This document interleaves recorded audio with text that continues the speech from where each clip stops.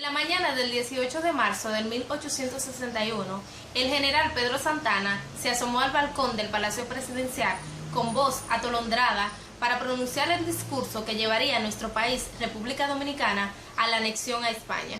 El procedimiento puesto en práctica por el general Pedro Santana fue la obtención de firmas de algunos ciudadanos que supuestamente estaban de acuerdo con la anexión a España y a través de los llamados pronunciamientos de los pueblos. De indignación desmentían el intento del déspota de hacer creer que era el pueblo dominicano quien pedía a gritos la incorporación a España. Y parece que imaginaba la importancia de la propaganda como forma de la comunicación para el acondicionamiento de la opinión pública, porque el acto del 18 de marzo no fue más que un montaje para vender la apariencia de que era todo el pueblo dominicano que pedía a gritos la incorporación a España, cuando en realidad era la voluntad del sector social de los ateros, sin fe en los destinos de la nación. Censura y represión.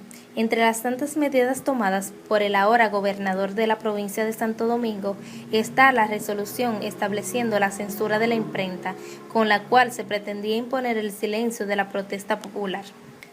La censura de la prensa la acompañó con la más sangrienta represión política contra los patriotas dominicanos, que siempre combatieron con él. Su cadena de crímenes la había comenzado con los fusilamientos de María Trinidad Sánchez, Francisco del Rosario Sánchez, a quien acusó de ser haitianos, porque en su expedición revolucionaria entró por Haití y recibió la ayuda de su presidente. 2 meses después de la anexión, Santana acudió a Moca, donde fusiló en una playa al coronel José Contreras y sus acompañantes el 2 de mayo. Cuando Santana regresó a Santo Domingo, luego de su gira sangrienta por el interior, se entregó a los pasquinos ofensivos. Por esos mismos días, el gobernador Santana promulgó un decreto donde advertía que todo el que propagara noticias falsas tendría que alarmar el espíritu público. Será juzgado conforme a la ley de los conspiradores. Los periódicos durante la guerra.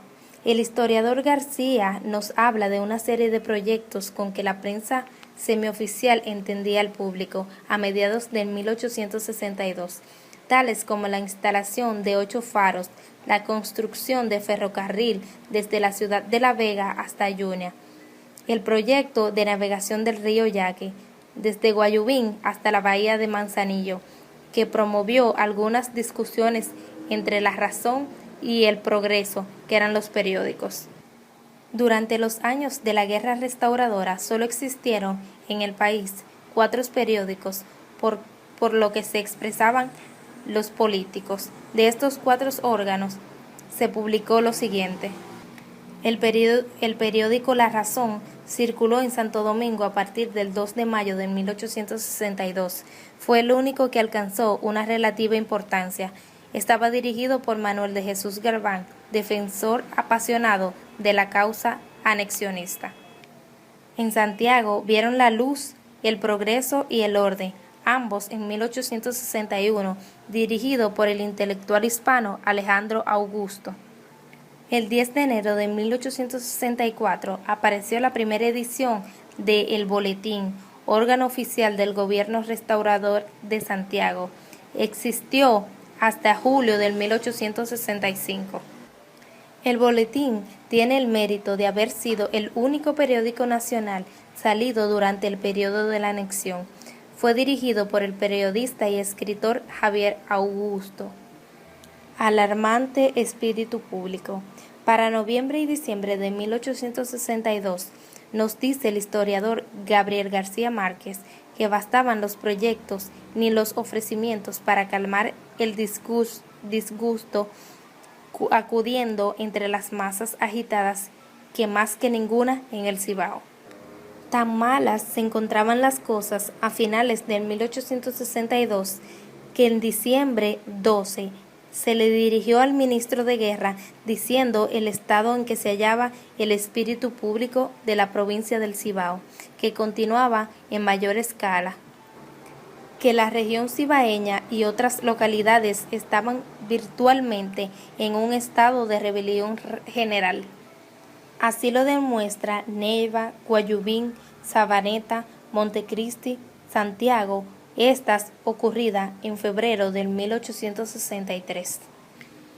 A cada insurrección encabezada por los patriotas dominicanos durante los 4 años de aquella Guerra de Liberación Nacional le precedía un manifiesto público que circulaba ampliamente, donde justificaban las razones de los alzamientos que se le hacía a los seguidores, siguiendo la táctica de las guerrillas ideadas por el Ramón Matías Mella. La derrota y posterior huida de los españoles llevó a los restauradores a instalar un gobierno provisional en aquella ciudad, encabezado por José Antonio Salcedo, entre comillas Pepillo. Este gobierno provisional, integrado por las principales figuras civiles y militares de la región, redactó un acta de independencia que circuló por todo el Cibao, firmada por 10.000 personas, que decía que la anexión a España no era causa de los dominicanos, sino que era culpa de Pedro Santana y sus secuaces.